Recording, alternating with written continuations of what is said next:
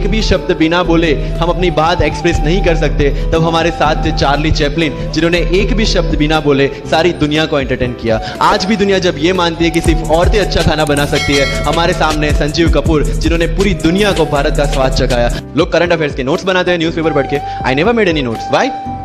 जब coaching classes इतना पैसा दे के उनके लोगों को बिठा के न्यूज़पेपर में से, पीआईबी में से, पीआरएस में इतना अच्छा मंथली मैगजीन प्रिपेयर करते हैं, What's the need for me to write down the same thing again in my notes?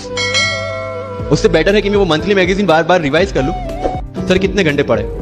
One test. रात को जब सोने जाते हो अपने आप से पूछो कि आज के दिन में कितना टाइम वेस्ट किया। वो वेस्ट होता टाइम जब कम होता दिखे, समझ लेना कि you are on the right track.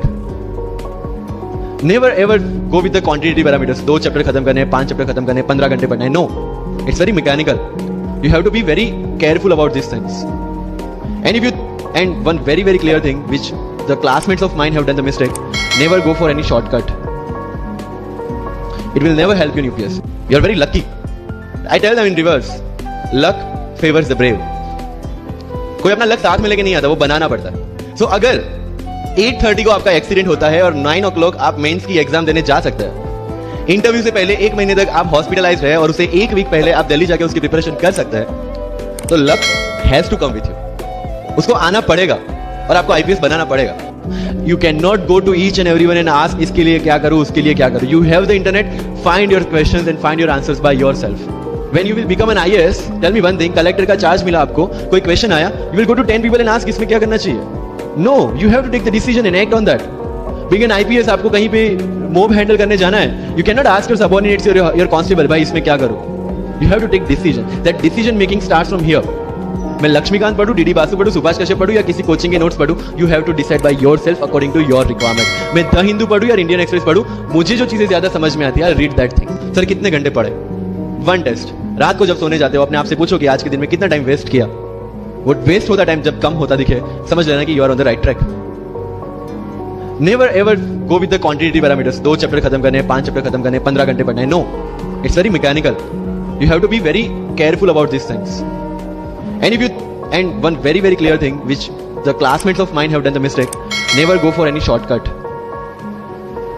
It will never help you in UPSC. Coaching में भी ये सेम होगा।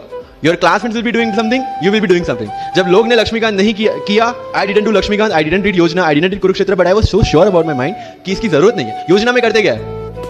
किसी एक टॉपिक के जितने भी करंट इनिशिएटिव है गवर्नमेंट के, उसको बना के एक पूरा मैगजीन बना दिया।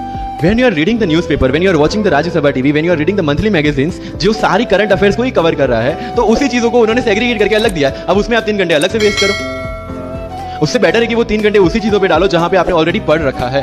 जब भी आपको लगे कि आपके सिर पे बहुत मुसीबत है, जब भी आपको लगे कि आप हर तरह से गिर चुके हैं, जब भी आपको लगे कि आपके पास कोई ऑप्शन नहीं है, तब एक चीज आप अपने दिमाग में लाइएगा कि यही मोमेंट है जहां से आपकी तकदीर बदलने वाली है।